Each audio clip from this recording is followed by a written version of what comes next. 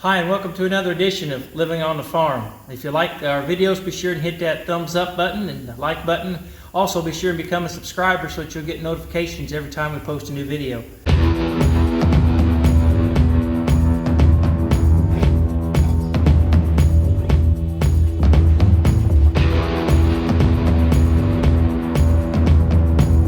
We've been doing some videos about taking care of the cattle in this winter weather and stuff, but we don't spend all of our time feeding cattle.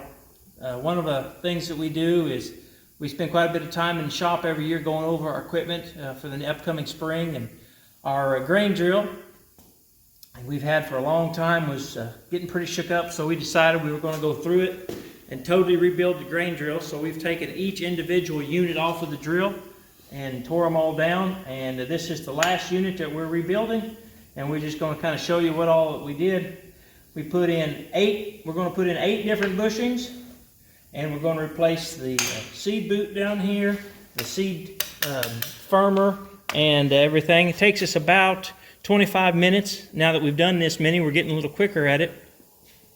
So you all just kind of sit back, and we're going to rebuild this thing.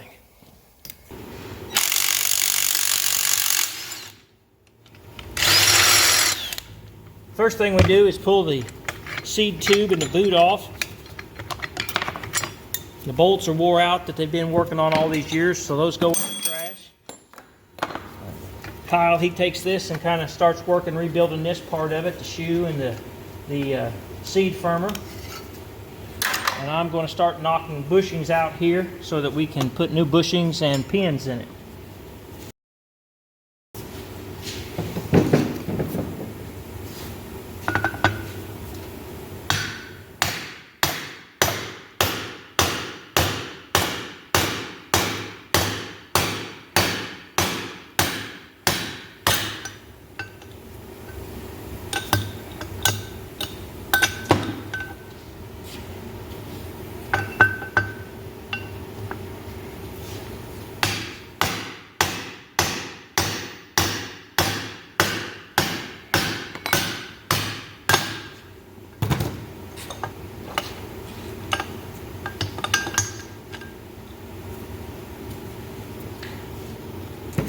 These are 2 of the bushings we're taking out, and they sit right in there.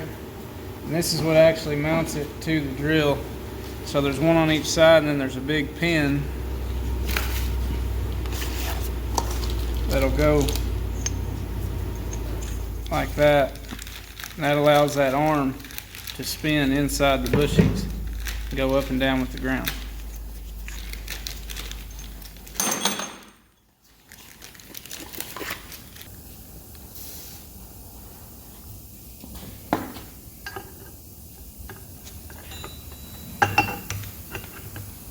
New bushings drive in the same way, just in kind of reverse order.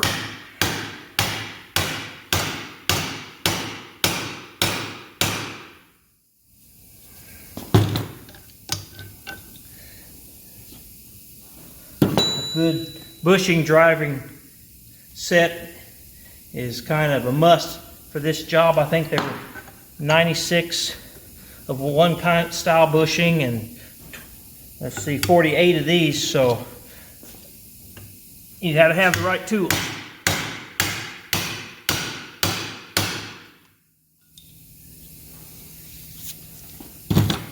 There they are.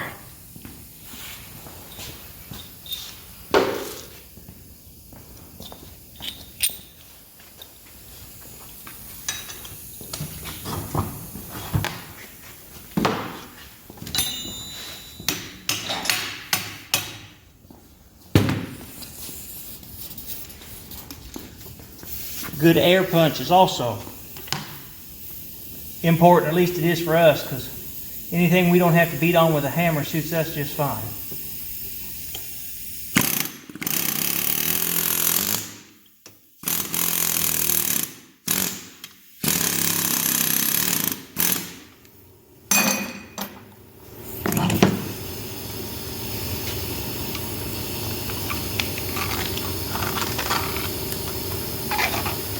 Clean the dirt out of there so we can get to the lip of that inner bushing with our air punch.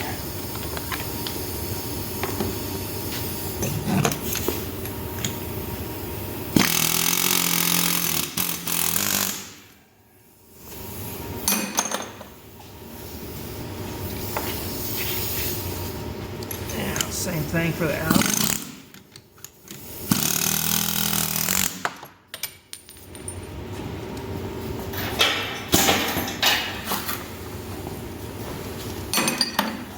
Then I like to take a die grinder and a flapper wheel and clean that all up in there.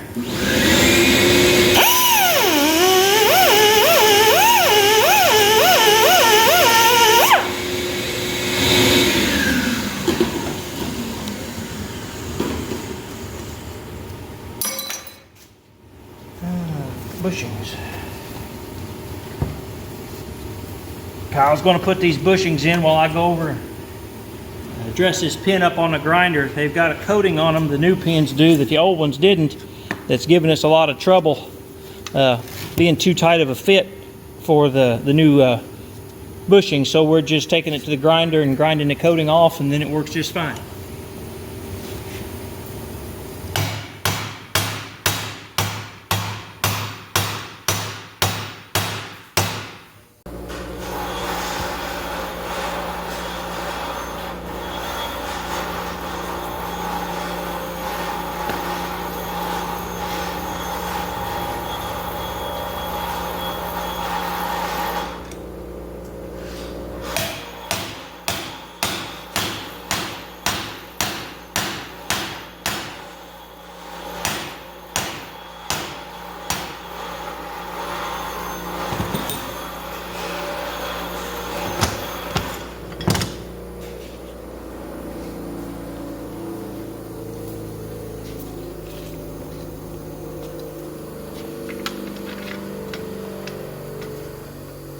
Just like it's supposed to work.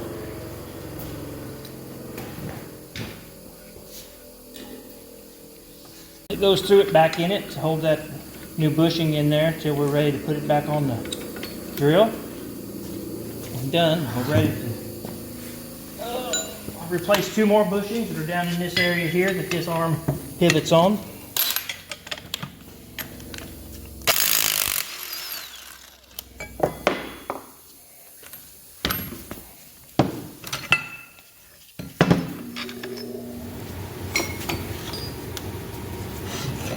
How'd you learn to do this? Lots of trial and error.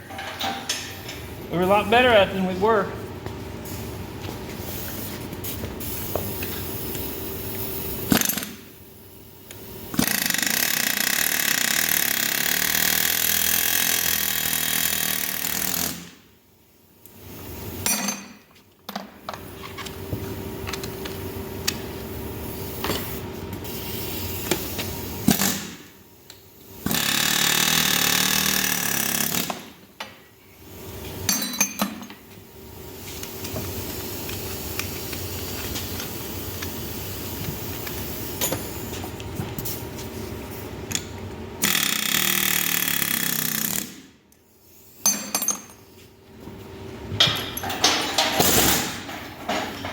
We don't necessarily really enjoy doing all this, but labor in town is $125 an hour. So best we can figure, the labor bill to do this would have been somewhere between $6,000 to $8,000, maybe a little more. So operation our size, we don't have a whole lot of choice. That if we can do it, we just have to take time and do it.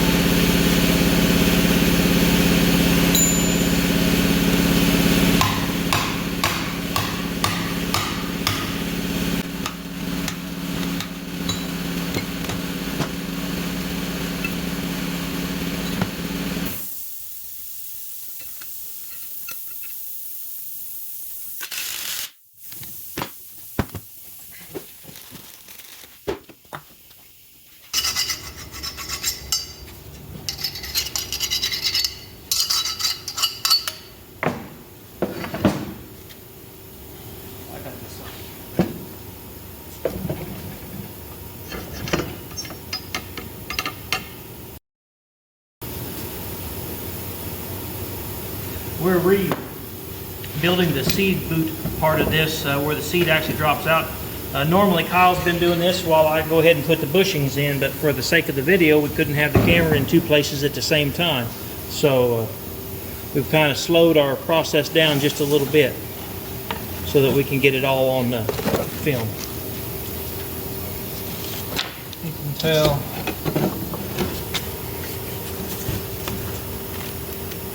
this is the new one, the black one. That's the old one, how wore out it is.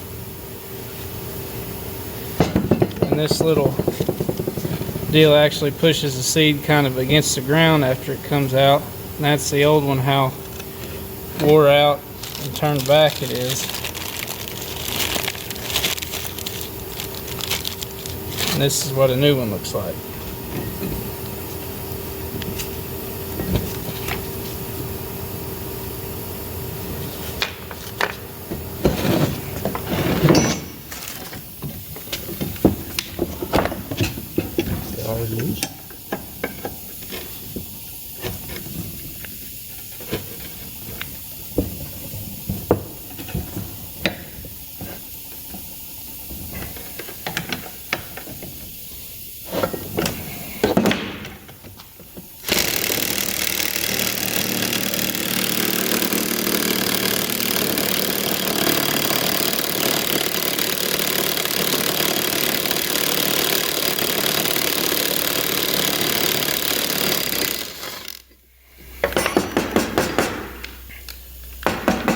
Another must before tackling this, we believe, is a good set of battery-powered impacts. We're using 2 1/2-inch impacts and 1 3/8 impact on every one of these because most all the nuts on them are lock nuts, and if you were to try to take them off by hand, it just takes so much time that it's well worth it to invest in some impacts.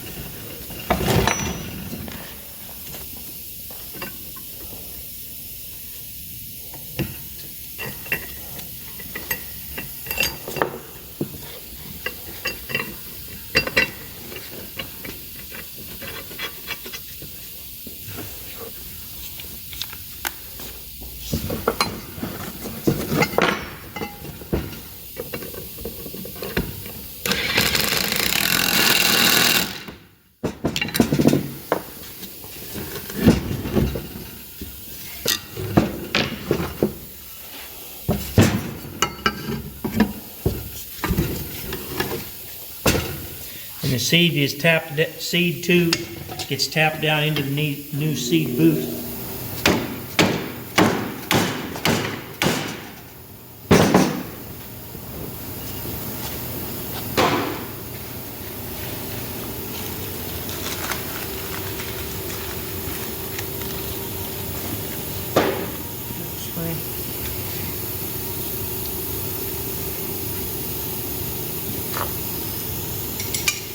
Got a new spring here that holds the seed boot against the disc.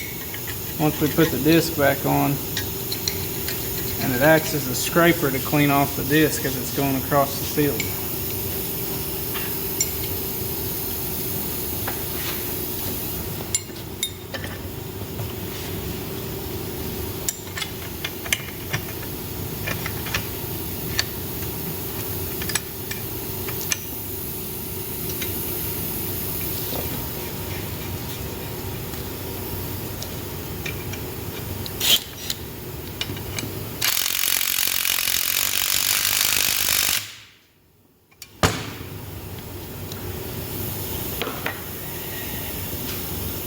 The last thing we do, we've got them all marked and numbered. I don't know that it really makes that much difference, but we're putting each one back on the exact same location.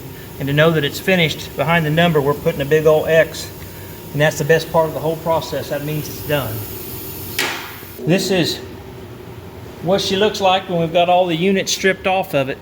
When we get them all rebuilt and put back on, there'll be 24 units here that are spaced 7.5 inches apart, so we kind of had to make some room to work.